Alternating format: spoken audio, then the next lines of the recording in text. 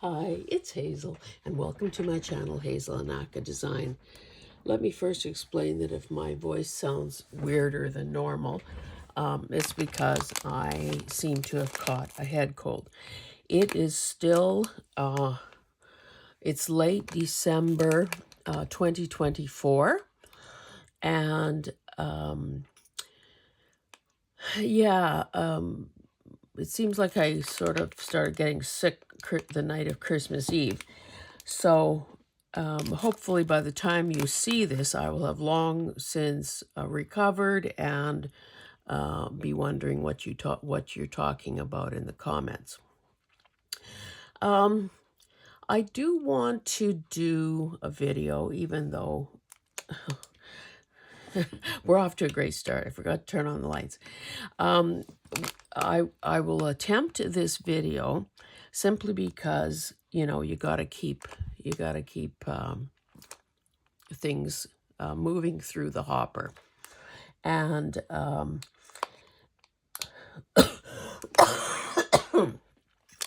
at this point, it's just mostly a snot-filled head that I've got.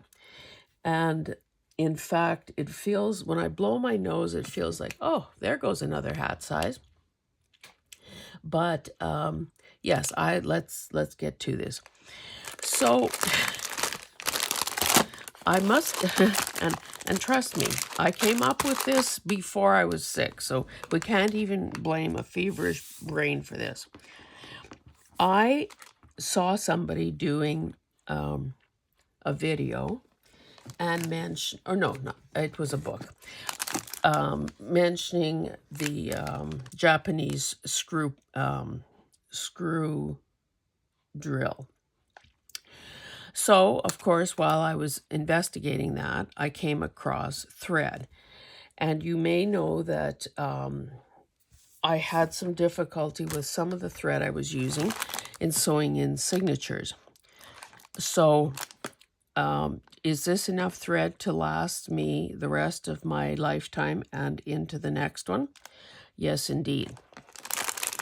I will probably go through these, decide on the ones that I want the most. Like, of course, this was an Amazon thing, so could get my daughter to, return them and order a more reasonable quantity. But I hate returns, and I hate doing stuff like that. So don't be surprised if you find maybe 3-roll packs or some of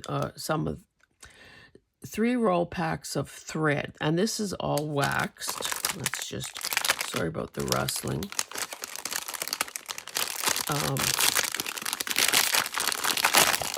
This is all waxed. So I made it a point, and well, you wouldn't have seen it yet. I did do a teeny weeny little journal, and I actually this time you waxed the thread, like ran my thread over a beeswax cake, and those are available in Notion stores, and you know what I'm talking about. They're the little circle thing. Anyway, this is the Japanese screw punch that I also got for Christmas. And in typical husband fashion, when I open this up, let me just find something to use as padding here. You will, someone like Rachel from Roxy Creations, excuse me, is famous for using this thing. What I like about this one is that it's got a wooden handle. This is metal, and it came with 6 different tips, which means that you can make a variety of sized holes. Now, the thing that it's just an up and down motion. Now, this is a leather strap that I salvaged off something. So let's just see. Oops, didn't do it enough. Now, it does take a wee bit of That's a very small tip that's in there. Does take some repetition. Oh, I'm almost through. Now, to go through paper, of course, would be a lot simpler. So there's a clean little hole. Now, where... Of course, there were no instructions with it. Why is this loose? It's not threaded.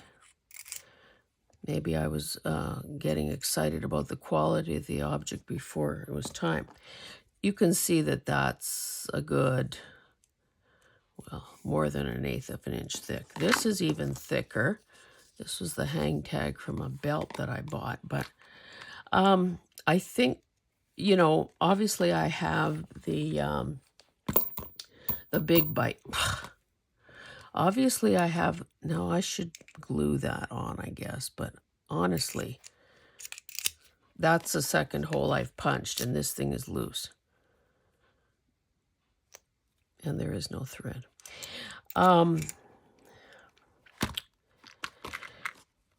Obviously, I would just be punching holes. And the reason that I thought that I needed this, and of course my family always needs Christmas gift ideas for me, is because what I was reading, let's see how easy it is to, okay, that is threaded. The thing I was reading, ugh, oh my goodness. So if this is turning into be a product review, I wonder if I did that, would it come off? Oh, for heaven's sake. I don't have pliers handy. Maybe I need to reassess this tool, and I will do it off camera. Now there should be nothing holding this in place other now that this thing has come off, you know, has unscrewed.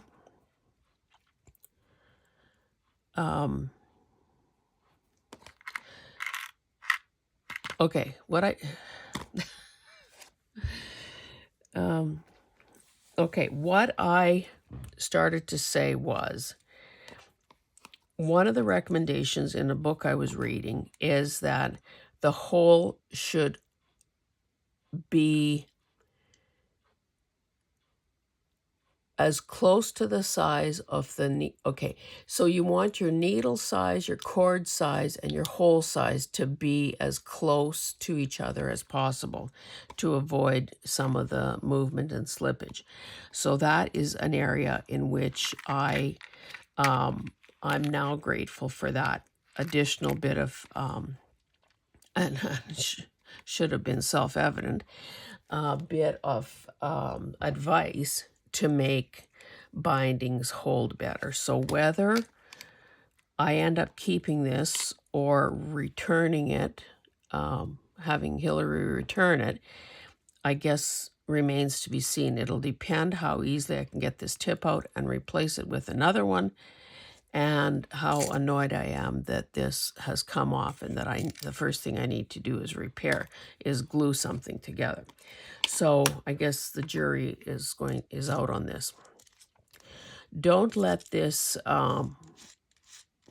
failed demo here deter you from the idea of a Japanese screw punch, though, because I think this is going to be the cat's meow. And surely to goodness there must be some good ones out there, quality-wise. Oh, and a reminder, see, it was already starting to make a little divot there. So, of course, protect your work surface and don't damage anything below, because then you'll be really annoyed with yourself. Okay, let's go on. Now this, I haven't even taken it out of the box, is a thermal label printer. Now, you know how Amazon is so great at suggesting add-on sales, I cannot believe that they didn't say other customers order. Like, wouldn't it have been good to suggest some like a refill paper? I don't even know if this thing has a paper inside it. So obviously there's a lot of stuff here. I'll have to, download the operating system or download the software for my Mac. Okay, release hatch. Oh, well, this is taped. So if I end up keeping this, you will see that this is what I will.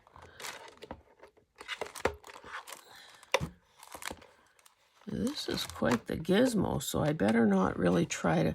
But again, no paper in there. Like, what the hell?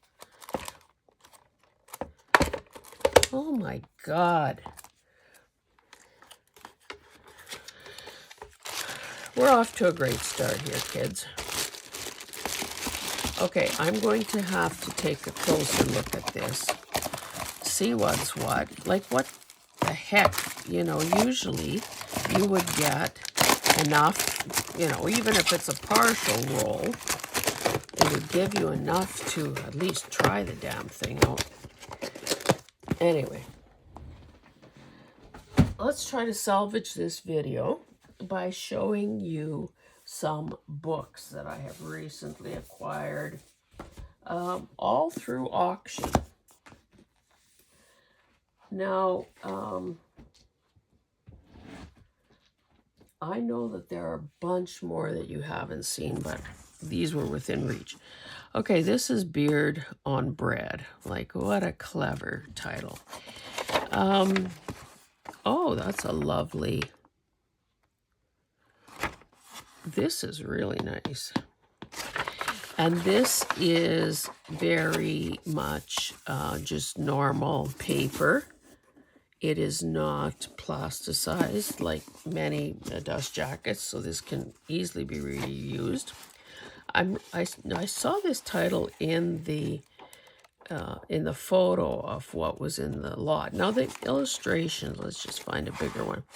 They're not the greatest ever, but they are illustrations as opposed to photographs. Oh, using a blade too. I remember that from my parents. You may or may not have heard me say that my dad was a cook in the Army during World War II because he couldn't pass the medical for active duty, which, in hindsight was a good thing. He had lost 2 fingers in a farming accident as a young man and was also flat-footed. And as somebody who has flat feet, and thanks, Dad, and has to wear orthotics, I know that would be a very undesirable quality in a soldier. So anyway, that cooking at an Army scale, of course, was a good thing, good experience. And then when I was a toddler, I guess my mom and dad cooked at a logging camp. So there are pictures of me in this log, this like mess hall kind of thing. Anyway, fast forward in, what does it matter what year, they bought a bakery and ran it for 40, no, not 40 years, a long time. And one thing that stuck in my mind is that, okay, so they would have bought this in 1966. Bread was 20 cents a loaf. 5 for $1, baby. So one of the first things they did was raise the price of bread because how can you possibly survive on that? Anyway, so I have an affinity for bakers and bread and that sort of thing. Maybe I'll show you this one next. This one is called Broom, Brush, and Bucket.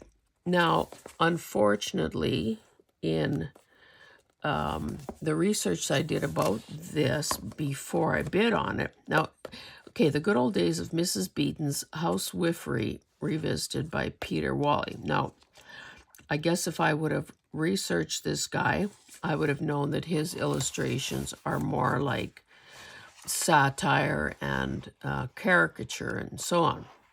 So yes, this book is thoroughly illustrated, but it's not necessarily what I would want, I don't think. Let's just see.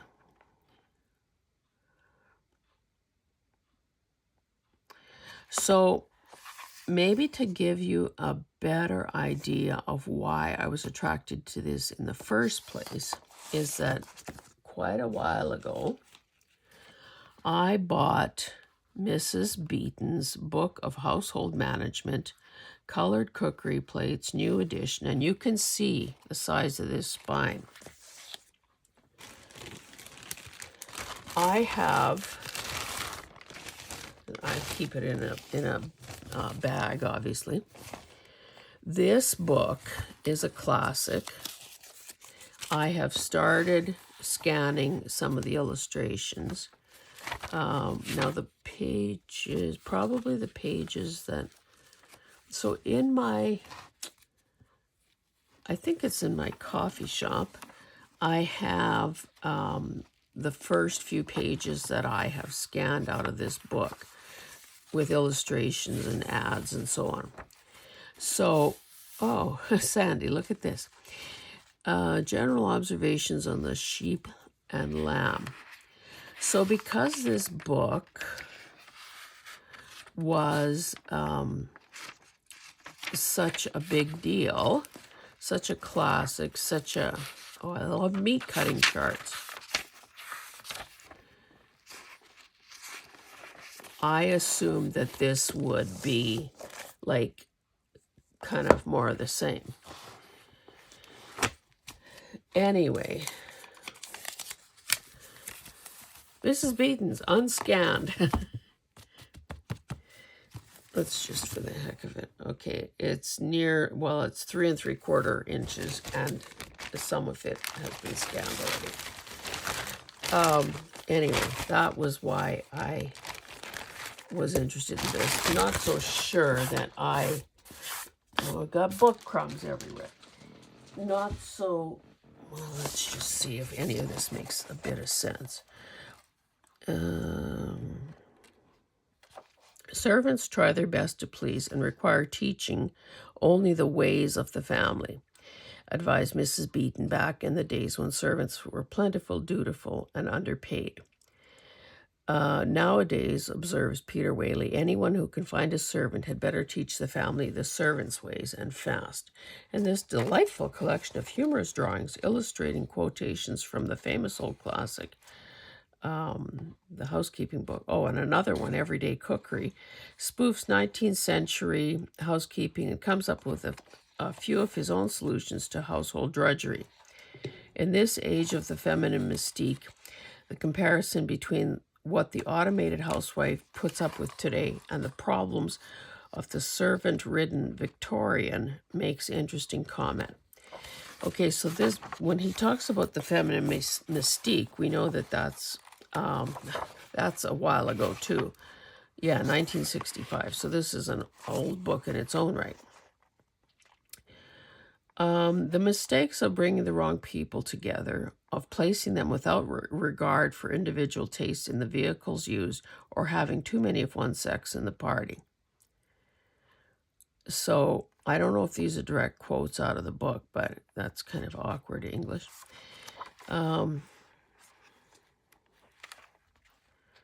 Before going to bed, the housemaid should bring up bring up all the plate, to her mistress, having counted to see if it be all right. If anything is short, an instant search should be made, and if not found, the mistress should be at once told of the missing article. All vessels and utensils used in cooking should be delicately clean. Delicately clean. Anyway, of questionable value, but again, it's one of those auction quirks that if you want one thing in the lot, you're taking it all. Okay.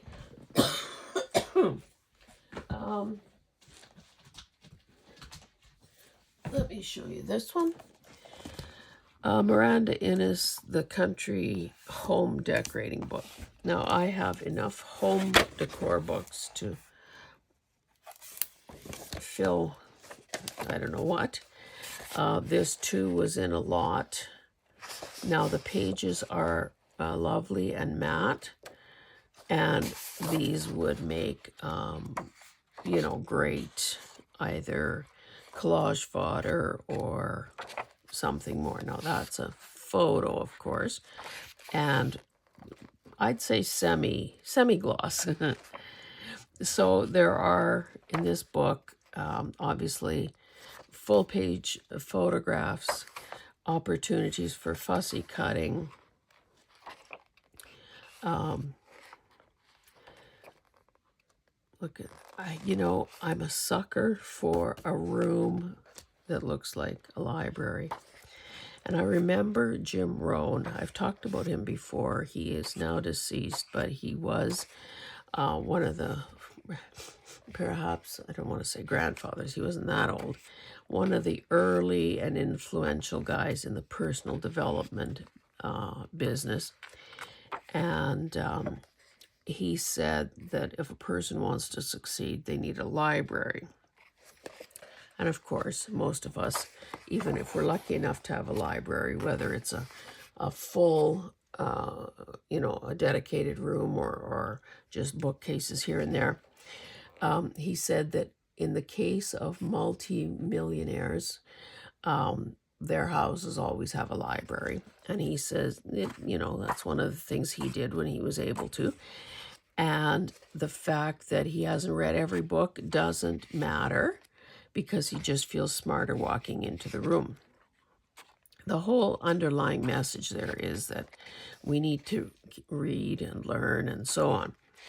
So I've been a sucker for books as long as I can remember. He also was a great believer in journaling, and that the books that we journal in, the tidbits that we write down, the quotations that we collect, anything that we say in those books should make up a substantial part of our own personal library.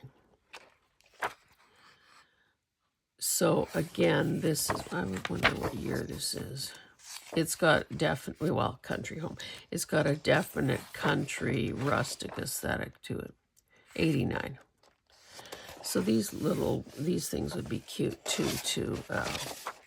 I don't know if my square punch is big enough, but sometimes it's easier just to punch things out than to fool around measuring and cutting and so on. So that was one of the books that I acquired in an auction. I came across this one recently as I've been looking at piles and so on. Oh, that's a lovely cover. And in great shape. I don't even remember when or where I got this. Oh, lovely matte paper.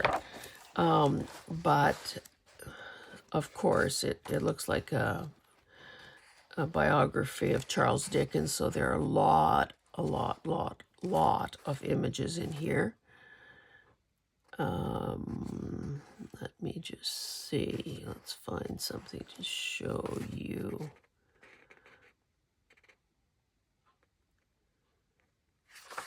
Okay. Okay, so for instance, this is a photo from a 1969 film version of David Copperfield. So it's a variety of things. Old illustrations. And, okay, that looks like the Christmas Carol. Scrooge and Marley's Ghost, blah, blah, blah, blah. A scene from the 38 film production. So, you know, if a person was ever doing a journal about Dickens, this would be a treasure trove of images. I don't think that I would do that, so perhaps this is a book that I could be persuaded to part with. Because really it is, like, you can see how many images there are. Okay, this is 1991. How many images there are per page. It's just unbelievable.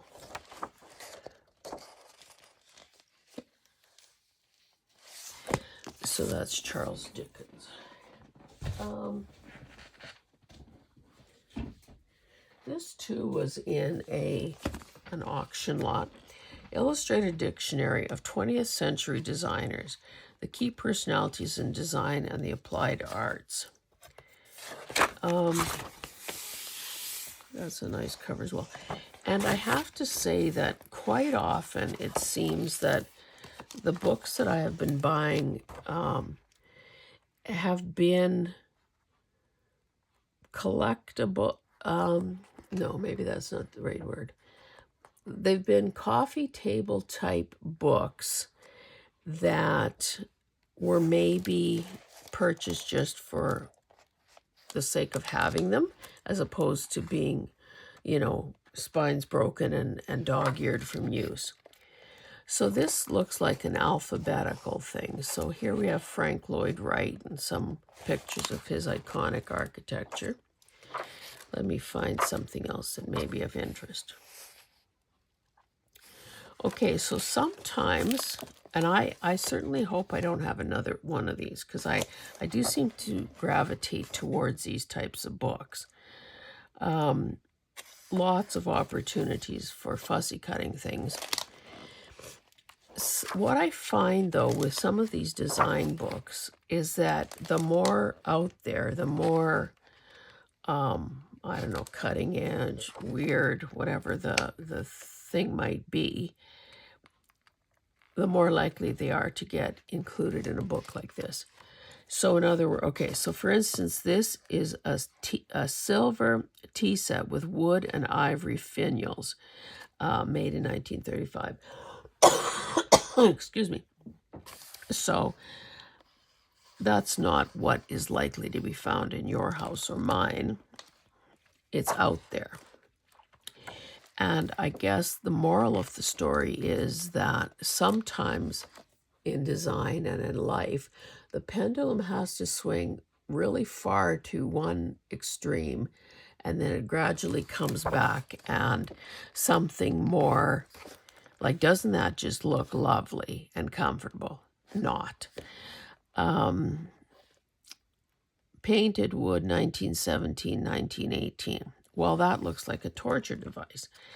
But you do that, and maybe you come up with something, you know, the pendulum swings back a little bit, and you come back with something that is more reasonable and has mass appeal. Oh, see, my husband loves these Selectric IBM typewriters. So this one is 1961. So those were the typewriters that had those round balls that were interchangeable. So they had different fonts and so on. Because otherwise, a normal typewriter is what it is. It, you know, Times New Roman or whatever is the font. But with those IBM Selectrics, you could change the type of font that you were using. Calvin Klein, 1988. So again, this is kind of interesting. Oh my God, there's another bad chair. So this is probably one of those books that a person, might want to flip through. Coco Chanel. And these people made the cut for, whatever reason. And so in the case of Coco Chanel, we know she had some iconic designs that still keep, getting recycled every so often.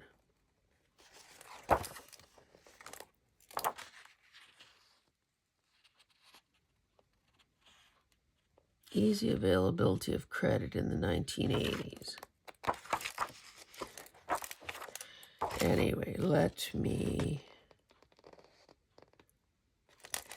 Perhaps the biggest visible contribution made by designers is through the graphic and propaganda arts. Oh, I love that term. Propaganda arts of packaging, signage, and posters. These constitute the decorative art of our time. This example is by the Dutch designer Gert Dumbar, whose human approach to graphics has enlivened corporate design since the 1980s. An English working class family circa 1954. Propaganda, I have to remember that. Propaganda arts of packaging.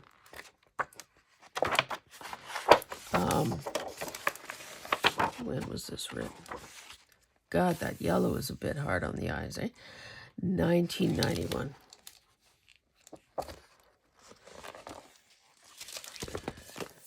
Okay, two more. And both of these are absolute winners. This was something that I definitely wanted and bid on. This book, and look at this cover. Nice thick spine. So that's, well, basically a 2-inch spine. This is debossed. This was a translation. And it says over 1,000 photographs. This was a translation that Ludmila Kublova,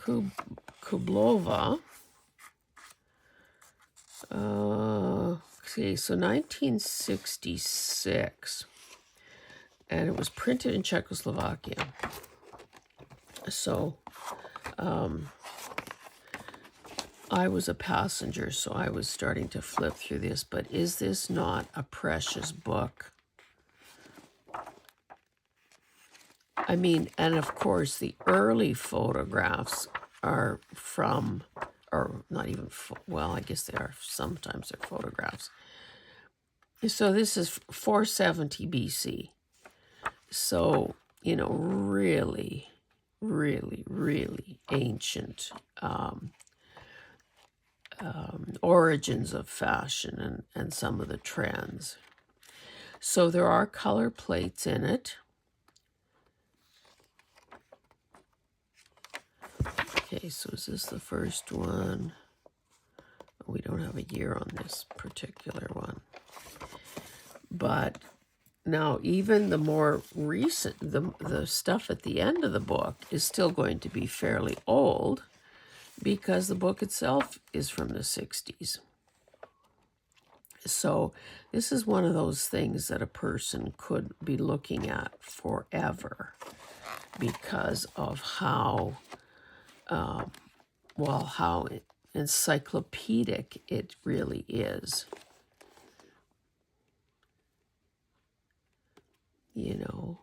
Hairstyles even.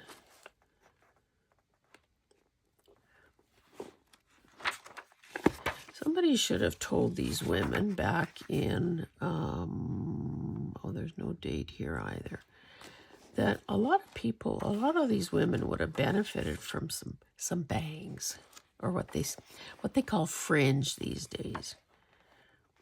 Having one's hair pulled back so tightly and bearing that gigantic forehead is not necessarily the most pleasing look for a lot of people. Again, well, okay, so this is in the early 1800s, so I don't know. Pin curls maybe weren't the answer either, but hey. So I don't know if this is a book I should pack for our road trip to Colorado or not, but definitely lots of good info and images in this little prize. And then the last thing I'll show you, and I don't even know how this has started really, but almost by accident, I seem to have started a collection of books about hairdressers and hairdressing, and well, this one is cosmetology, so I kind of consider that almost the same. Now, because this is a textbook, there are a lot of notes and markings in here. Some of it is Asian. When I find some, I'll tell you that. I'll show you. Now, so this is a standard textbook of cosmetology, a practical course on the scientific fundamentals of beauty culture for students and practicing cosmetologists. And it's Maison Raymond Beauty School Limited. And this is, it was first copyrighted in 1938 by Milady Publishing Corporation. And this is a 1972 edition, which in itself is over 50 years old. So things like hygiene and good grooming, visual poise, personality development, bacteriology, sterilization, sanitation, shampooing and rinsing, scalp and hair treatments, manicuring, hair shaping, finger waving, hairstyling, and on and on and on. Facial makeup, autonomy and physiology, electricity and light therapy. Some of the notes are very weird. The church is curious in structure, and then you can see these teeny weeny little Asian symbols. So I'm thinking that one of the students, because like with most textbooks, people bought them because they had to for a course they were taking, and then quite often poor students trying to recoup some money would sell their textbooks. So at least one of the owners must have been Asian. So I don't know if this woman would have been translating words to something that meant something to her. It almost seems like definitions, pervade, and then that's what it would be. And this spirit pervades all classes. That should probably say thought pervades my whole mind. I feel very queer. Like who knows what is going on here. But look at these cute illustrations. A professional attitude towards patrons. Greet the patron by name with a pleasing tone of welcome in your voice. See that her personal belongings are cared for. Help patron to be seated. Study her mood. Often the patron would prefer quiet and relaxation. Confine your own conversation to her cosmetic needs. If the patient wishes to talk, be a good listener. Never repeat, that's bolded, never repeat a tidbit of gossip. Never repeat a tidbit of gossip to her, as she may lose confidence in you. Never gossip about anyone. Well, I mean, that's true in life, isn't it? And we know that people who gossip about the person who just left the room is likely to be gossiping about us when we leave the room. Off-color stories are distasteful to most women and have no place in the beauty salon. So follow the rules of good ethics. Make good impressions of others. Address patrons by their name, i.e. Miss or Mrs. Smith. Never use honey or dearie, dearie when addressing. Learn to talk intelligently about your work. Cultivate a pleasing voice. Plan each day. You know, it's just on and on. Nothing but good advice in here.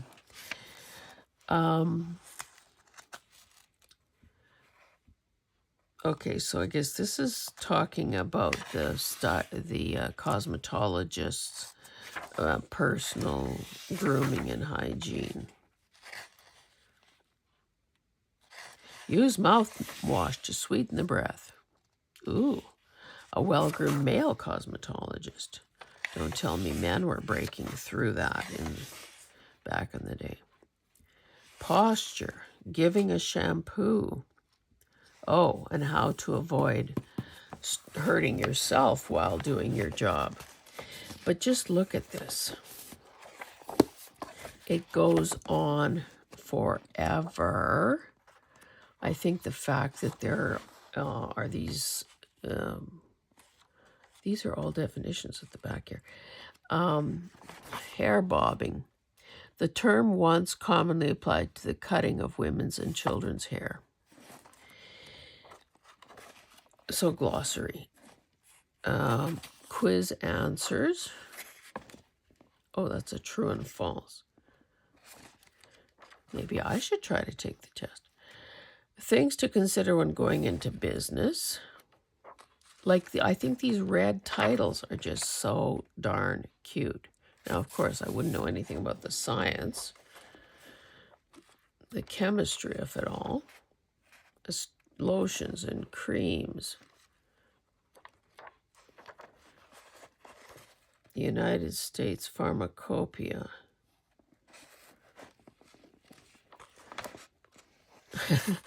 Wouldn't you expect to use a bobby pin as a bookmark?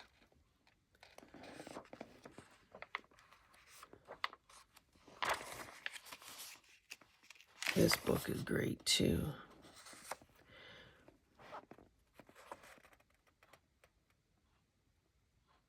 That's good advice for all of us.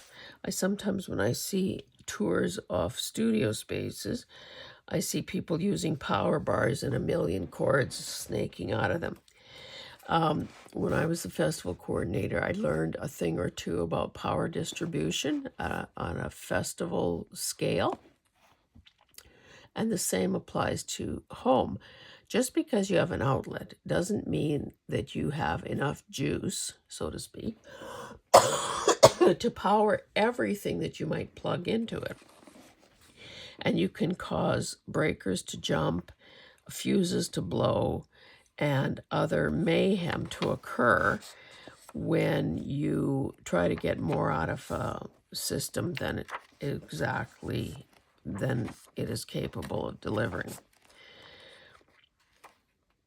Ooh, light dandruff and heavy dandruff. Fingernails. I didn't realize there were all those parts. Nail matrix. Various shaped nails. And I guess when you think about that, we've all seen hands like those and fingers like those. Structure of the cross-section of hair. So, you know, back in the day, I think I was guilty of thinking, oh, if a person became a hairdresser, that's because they couldn't do anything more important. Well, that's BS, and another one of those things I was wrong about. Obviously, you have to have the smarts, especially if you're operating your own business, to, number one, understand all this physiology, and number two, to understand the chemistry and so on that goes into hair color. No, okay, why are they talking about are they talking about, oh, I guess maybe this is, look at all this muscular business here. Muscles of the head, face, and neck. So some of this we know that you one of the nicest things in the world is a scalp massage.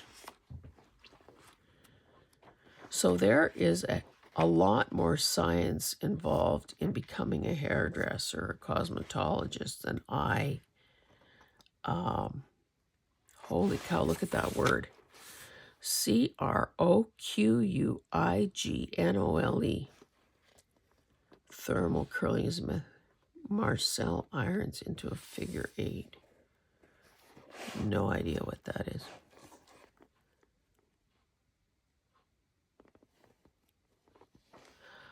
Oh, you know what?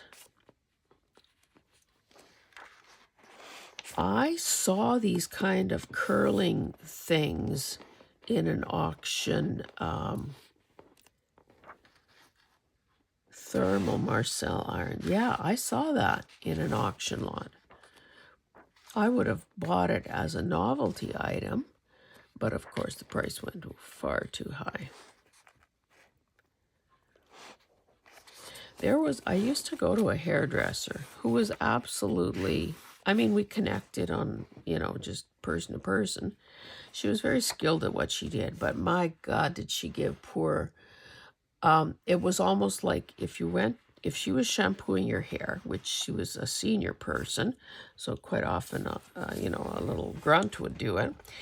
But if Sheila shampooed your hair, it was like you got a shower for the same price.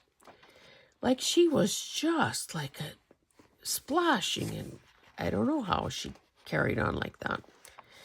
And ironically, I never complained. Okay, what are we doing here? Oh, we're dyeing hair. Single application tint for virgin hair. Virgin hair is hair which has neither been lightened nor tinted. Hair that has been damaged in any way, such as by cold waving, sun, etc., cannot be considered as virgin hair. Patch test.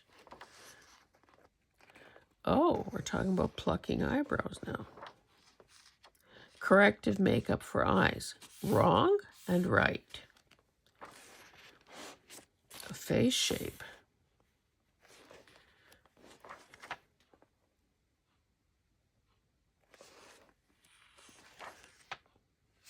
Now, can you see why I wanted this book?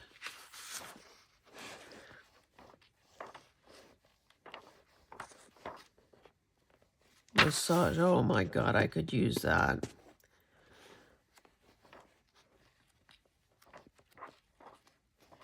Anyway, okay, what do we have here? Types of hair and their porosity.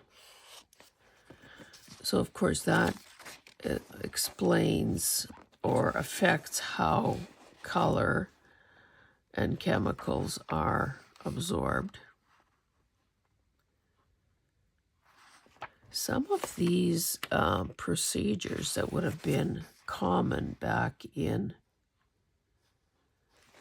the late 30s were probably pretty darn hard. Oh, hair pieces, isn't that lovely? Wiglets. Wiglets. Wig drying, cleaning with a liquid cleanser. Wig tinting.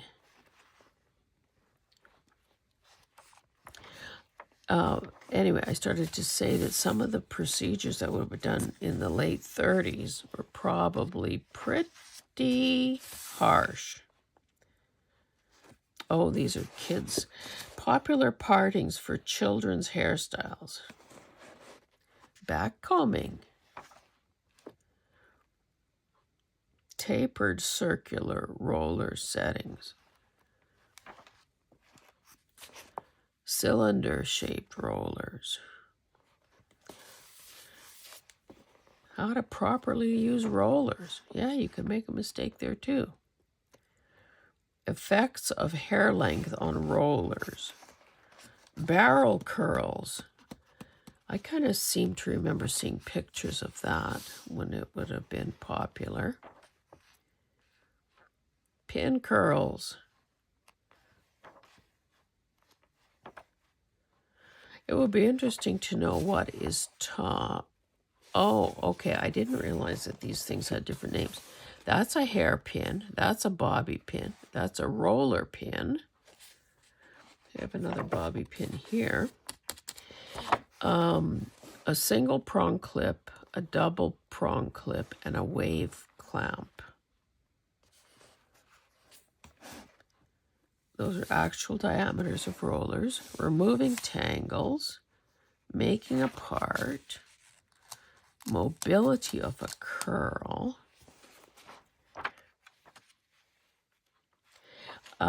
I started to say that I wonder what they're teaching in cosmetology school these days. Oh, using a razor. Thinning with thinning shears.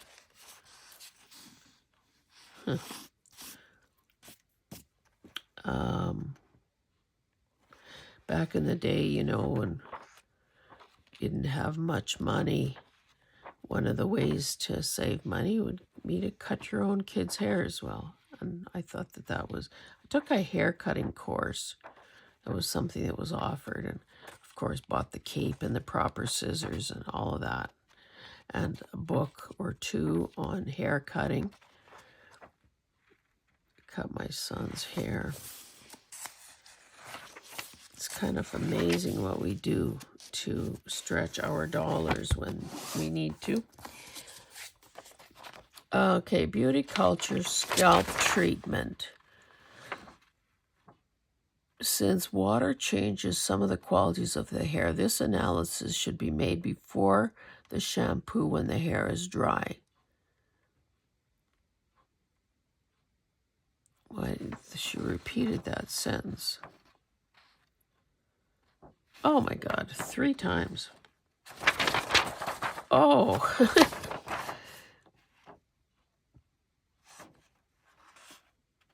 Abrasions, abrasions, abrasions. Abrasions.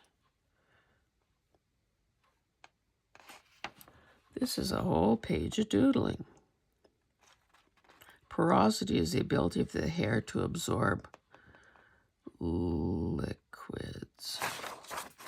Anyway, this, I think, was a heck of a find, and I'm very glad that I got it, as I am with this one. So I hope that you have enjoyed this. I know it took me a while to get to the point here. I still don't know what I'm going to do about this little guy. Anyway, I started to say that as I opened this and explained to my husband what it was and how it works, he says, well, I have one of those. It's about 70 years old.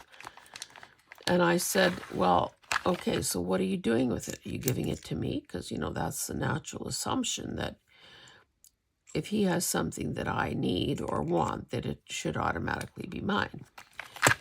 Isn't that the hallmark of a long-term marriage? Anyway, so of course, the more I press him on it, the more he begins to backtrack and say, well, you know, it could be a screwdriver. I'm thinking, well, quite a bit of a difference between a screwdriver and a punch, but he still, of course, he doesn't know where it is either, so. Anyway, I will probably let you know how this all turns out.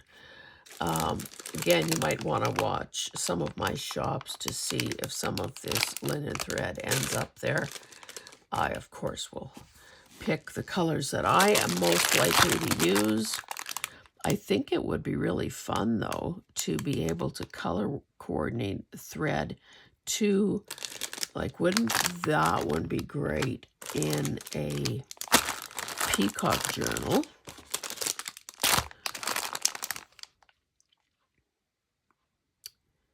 Yeah.